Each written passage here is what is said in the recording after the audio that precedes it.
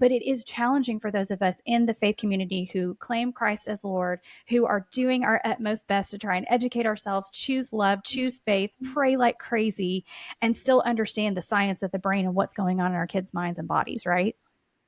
Totally. And I would even broaden it to say this.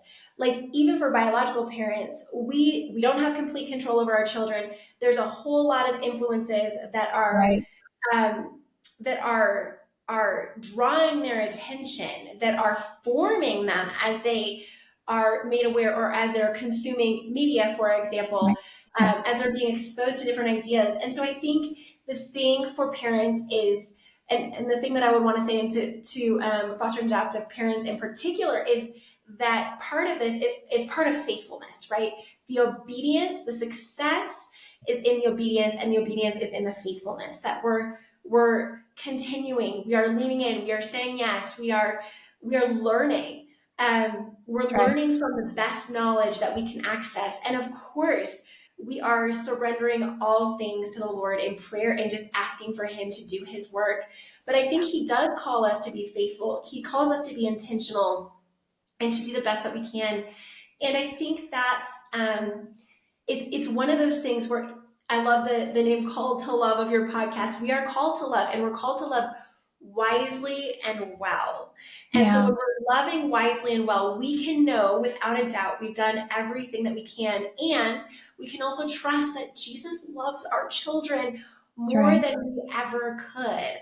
So Yeah. it's both and. It's not choosing either I'm going to do all that I can and be intentional, or I'm going to leave the results to the Lord. It's both. He calls us to both of those things. They're both equally true. And in fact, I would say that they complement each other. Yeah.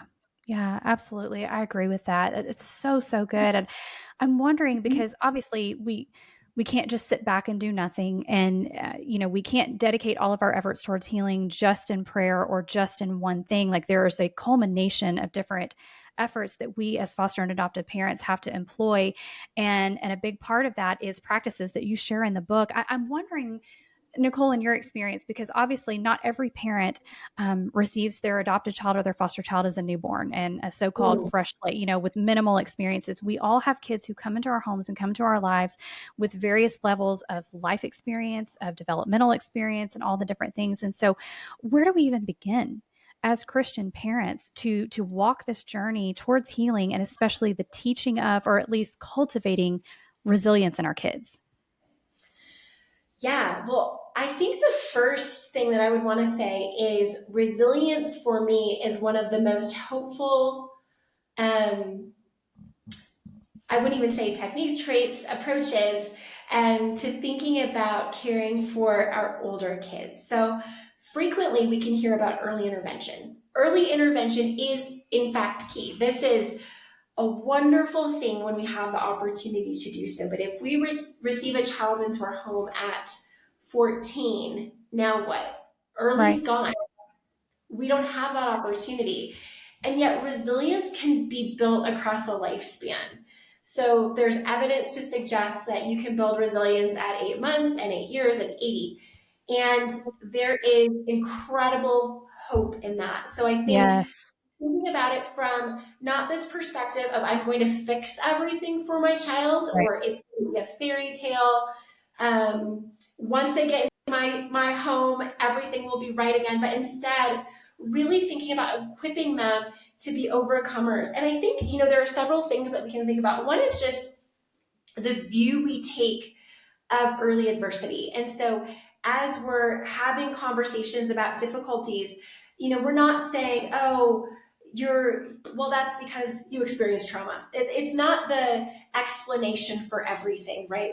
That's We're not good. saying at all times. We're informed, we're trauma informed, we're thoughtful about it, but we're not going to allow it to determine all the various components of our children's lives. Yes. We're also going to speak about it in a way that is biblical, which is that there is suffering. And I do not believe with one cell of my being that God is causing this suffering, but it is happening, and um, He is there to redeem every bit of challenge, even though it is these things are evil. We can acknowledge that they are not God's best. They are not God's plan. I am so sorry that you went through this, and I am here in any way to support you.